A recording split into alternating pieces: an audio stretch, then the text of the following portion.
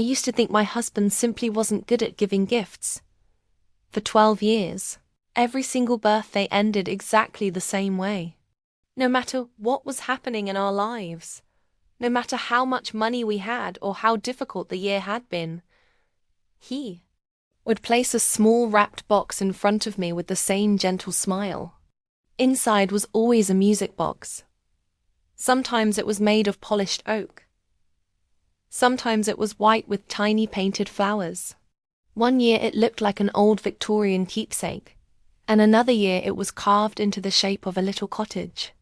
They all looked different, but they were still music boxes. At first, I thought it was Sweet Dot by the 3rd birthday. I thought it was Strange Dot by the 7th. I couldn't understand why he kept doing it. And by the 12th, I had convinced myself that my husband simply had no imagination. I never complained.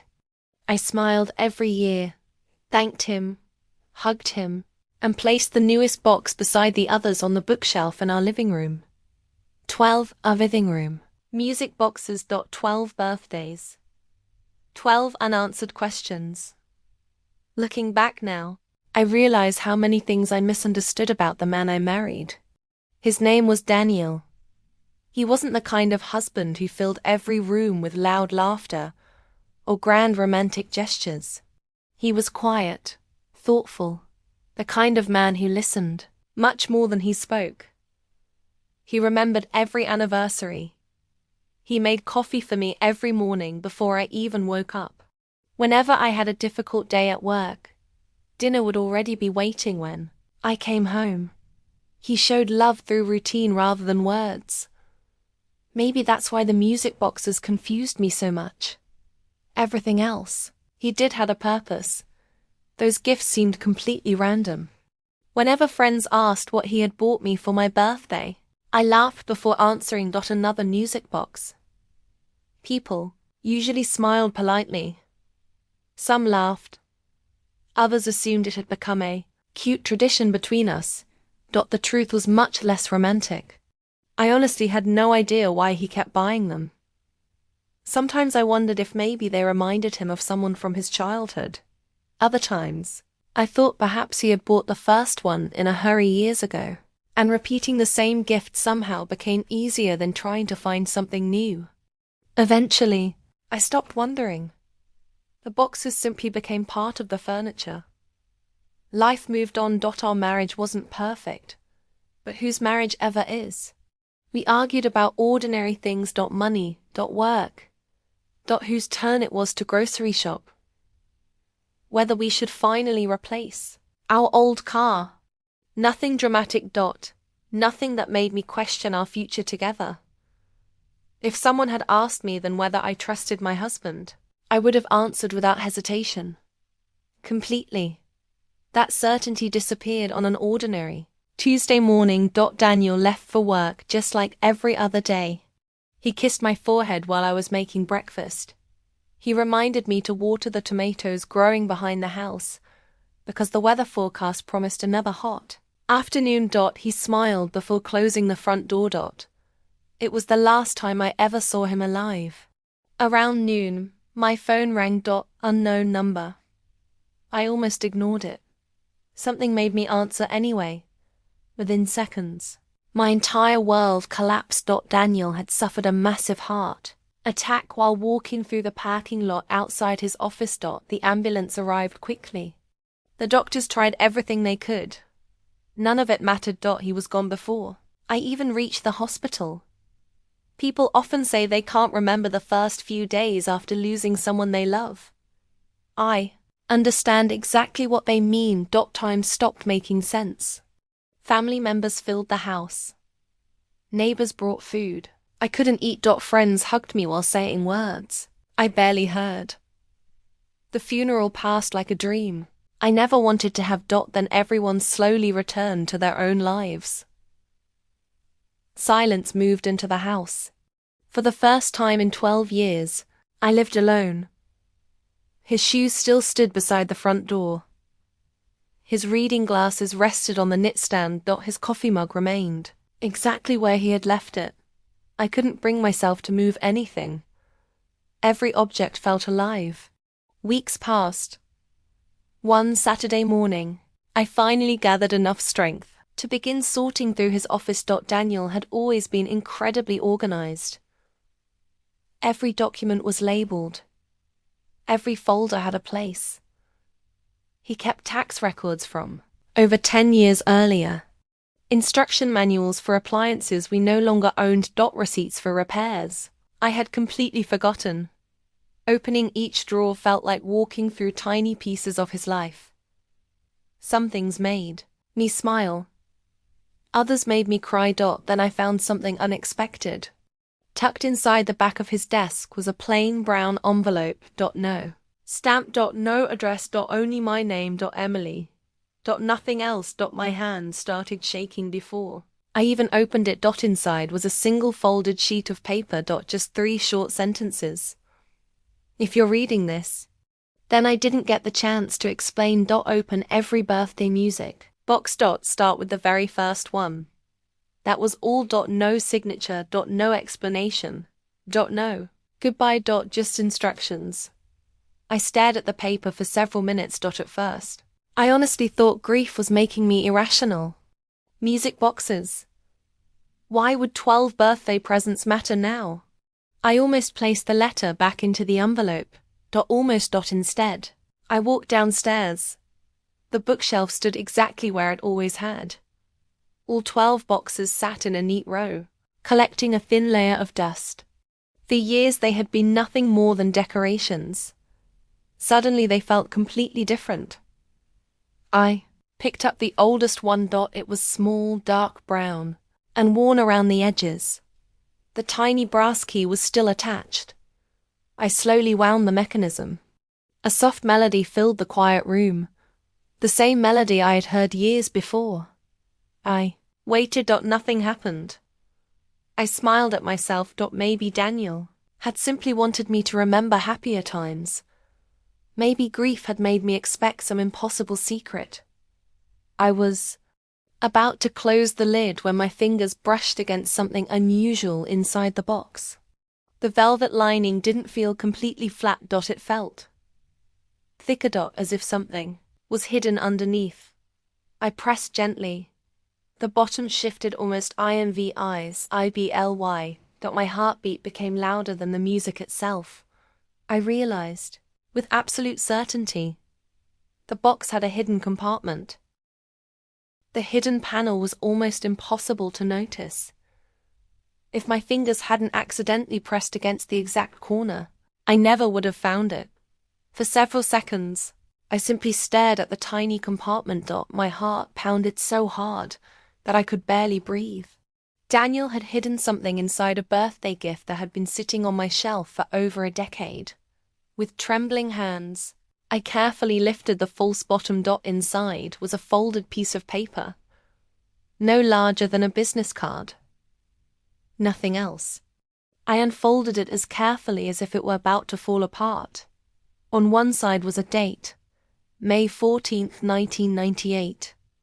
Below, it was an address I didn't recognize. On the back, written in Daniel's unmistakable handwriting, were 6 simple words. Keep going. You'll understand eventually. That was it. No explanation. No clue about why the address mattered. Only those words. I looked at the remaining 11 music boxes lined up across the shelf. For the first time in years, they no longer looked like decorations. They looked like pieces of a puzzle. I opened the second box. This time I immediately searched for another hidden compartment. It took a little longer to find, but it was there. Inside was another folded paper. Another date, another address, and a different handwritten sentence. Some truths only survive when they're divided. By the time I opened the 4th music box, I realized every hidden note followed the same pattern. A location, a specific date, short sentence. None of them made any sense. But together they felt intentional. Daniel hadn't hidden random memories. He had left a trail. The following week became an obsession. Every morning, I made coffee exactly the way Daniel used to make it. Every afternoon I sat at our dining table surrounded by maps, notebooks, old family photographs, and 12 tiny pieces of paper. I drew timelines. Compared dates. Marked every address on a map. Most of them were scattered around our state. A few pointed toward neighboring counties. None had anything obvious in common. Then one evening, I noticed something I had missed. The dates weren't random. They matched important moments in Daniel's family history. His parents' wedding anniversary. The year his father opened the family hardware store. The month his grandfather died. The day his parents sold their house. Every date belonged to his family, not ours. His. That discovery changed everything. Until then, I believed the music boxes were about our marriage. Instead, they were connected to something much older, something that had started long before I met him. I called Daniel's older aunt, Margaret. She was the last surviving member of his father's generation. We had always gotten along well, though we rarely spoke. At first, I simply asked about the dates. Her voice immediately changed. She grew quiet. Careful. Almost nervous. She admitted she remembered several of them. Then I mentioned one particular address. Silence. Long enough that I wondered if the call had disconnected. When she finally spoke again, her voice sounded almost frightened. She told me that address had belonged to Daniel's grandparents many years ago. The house had been sold after a terrible dispute inside the family. She refused to say anything else. Before hanging up, she said something that stayed with me. Some families don't lose their history. They bury it. That sentence echoed in my mind for days. Daniel hadn't left me a treasure hunt. He had left me unfinished work. Decided to visit the first address. It took almost 3 hours to drive there. The original house was gone. In its place stood a newer building. For a moment, I thought I had reached a dead end. Then I noticed an elderly man working in the garden next door. He told me he had lived on the street for over 40 years. When I showed him the old address written on Daniel's note, he nodded immediately. He remembered the family who had once lived there. More importantly, he remembered Daniel. Years earlier, Daniel had visited him asking questions about the previous owners. The old man smiled sadly. He told me my husband had spent almost an entire afternoon listening to stories about the neighborhood. Before leaving, Daniel had thanked him and written pages of notes. My stomach tightened. How many years had he been working on this? How many weekends had he quietly disappeared, saying he was running errands while secretly following these clues? The old man disappeared into his garage and returned carrying a faded envelope. He explained that Daniel had accidentally left it behind years ago. He had always expected him to return for it. He never did. The envelope still had Daniel's handwriting across the front. Property records. Inside were photocopies of land documents dating back decades. Most of them meant nothing to me. Except one. A signature. Daniel had circled it in red ink. The signature belonged to his uncle, Richard. I knew Richard. At least, I thought I did. He attended every Thanksgiving dinner, every Christmas, every family barbecue. Quiet. Polite. Friendly. Daniel had never once argued with him, never hinted that anything was wrong. Yet here was Richard's name highlighted over and over again. That night, I couldn't sleep. Instead, I spread every document across the living room floor. The property records, the addresses. The dates, the 12 handwritten notes. Something was finally beginning to take shape. Then, I noticed another detail. Each note had one word, written slightly darker than the rest. One word, almost impossible to notice unless the papers were side by side. I copied those darker words into my notebook. They formed a sentence. The key is inside Father's watch. Father's watch. I immediately knew what it meant. Daniel's father had owned an old silver pocket watch that had been passed down through generations. After his father's death, Daniel kept it locked inside a wooden display case in his office. I had dusted around it hundreds of times, not never once opening it. I ran upstairs, barely able to breathe. The watch looked completely ordinary, until I remembered something. Daniel had repaired it himself years earlier. He had insisted no jeweler should touch it. Carefully, I opened the back cover. Nothing. Then I pressed around the inside edge. A tiny metal latch clicked. Another hidden compartment. Inside was a miniature key. No larger than my thumbnail. Attached to it was another folded note.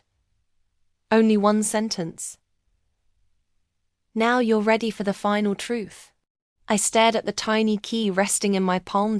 It unlocked something. But what? And why had Daniel gone to such extraordinary lengths to make sure only I could find it?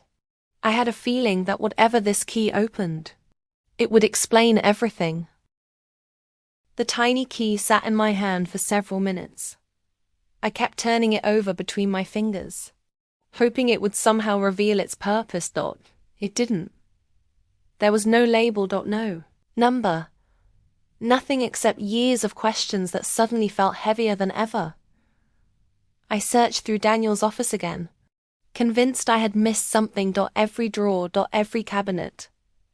Every shelf. Nothing. Then I remembered one place. I hadn't looked. Our safe deposit box. Daniel had rented it years before we were married. We rarely used it except to store our wills, insurance papers, and a few important documents. The following morning, I drove to the bank. The employee verified my identification and disappeared into the secure vault. Minutes later, a small metal box sat in front of me. I unlocked it. Inside were exactly the papers I expected. Was property records, insurance, documents, nothing unusual. I almost closed the box before noticing a small velvet pouch tucked beneath the paperwork. It had never been there before. Or maybe it had. Maybe I had simply never paid attention. Inside the pouch was a tiny brass lock. The key fit perfectly. My hands were shaking again. The lock clicked. Open. Inside was another sealed envelope. This one was much thicker. Across the front, Daniel had written only one sentence. Please, read everything before making any decisions. I opened it slowly. The first page wasn't her letter. It was a family tree. Names. Birth dates. Relationships. Several names were circled. One had been crossed out in red. Richard. Daniel. Single quotes S. Uncle. The same man whose signature appeared on the old property records. Next pages explained everything. For years, I have believed Daniel came from an ordinary family. He hadn't. His grandfather had owned several successful businesses, farmland and commercial property. When Daniel's grandparents died, everything was supposed to be divided equally among their children. Instead, documents had mysteriously changed. Ownership records disappeared. Signatures appeared where they shouldn't have. Within a few years, almost the entire estate legally belonged to Richard. The rest of the family accepted it. Some believed mistakes had been made. Others simply wanted peace. Only Daniel's father refused to believe the documents were genuine. He spent years trying to prove they had been forged. He died before finding enough evidence. Daniel promised himself he would finish what his father had started. That promise had quietly shaped most of his adult life. Suddenly, so many memories made sense. Unexpected weekend trips, the late nights at his office. The boxes of old paperwork he never wanted anyone to throw away. The countless phone calls he always described as work. He hadn't been hiding another family. He had been protecting his own. The final pages contained copies of records Daniel had spent nearly 15 years collecting: bank transfers, land registrations, witness statements, old photographs, letters from former attorneys. Everything pointed toward one conclusion: Richard had slowly transferred family property into companies he secretly controlled before changing ownership records. Daniel hadn't been chasing revenge. He wanted the truth documented. He knew proving fraud after so many years would be incredibly difficult. That was why he never rushed. He verified every document. Every signature, every date. Near the bottom of the last page, I found another handwritten note. If you're reading this, I wasn't able to finish. Please don't do this alone. Find someone who knows the law better than either of us ever could.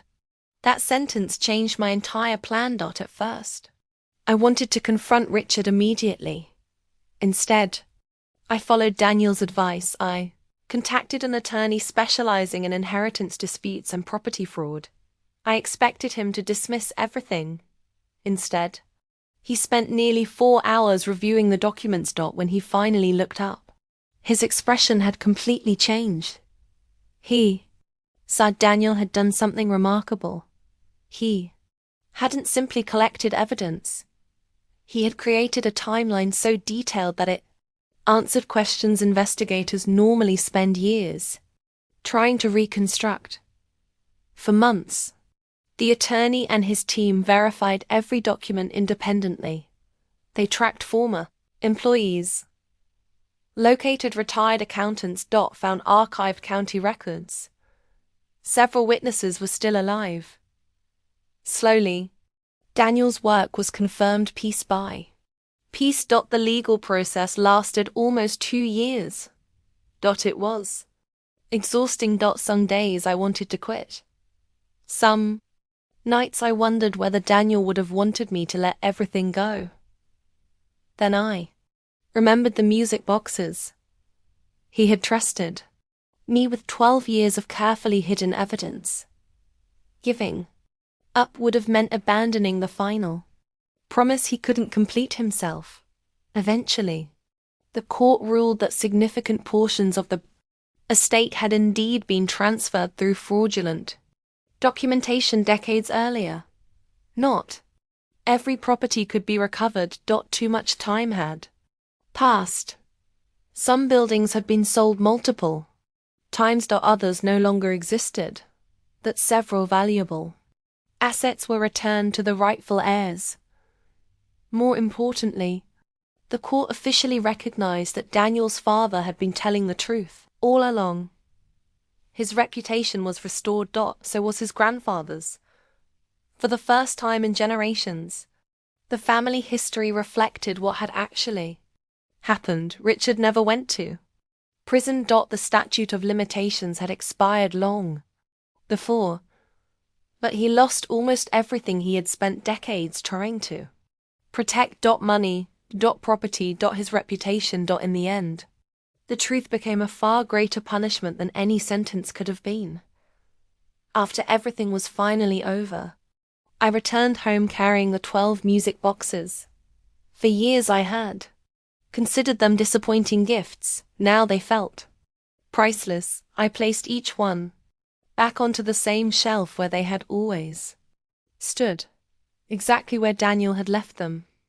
Sometimes visitors ask why I keep so many old music boxes. I simply smile. I tell them they were birthday presents from my husband. They usually laugh and say he must have really liked music boxes. I smile again. Only I know the real reason. Every one of those gifts represented another piece of a promise. Another chapter of a story he refused to let disappear. People often believe love is measured by expensive jewelry, luxury vacations, or grand romantic surprises. For a long time, I believed that too. I thought Daniel had given me the same ordinary gift every year because he lacked imagination. Couldn't have been more wrong. He gave me something far more valuable than I ever understood. He gave me trust. He believed that if he couldn't finish the truth himself, I would. And even now, whenever I wind the oldest music box and hear that familiar melody filling the room, I no longer think about the gift itself. I think about the quiet man who spent 12 years preparing for a future he hoped would never come, and who somehow found a way to keep his promise, even after he was gone.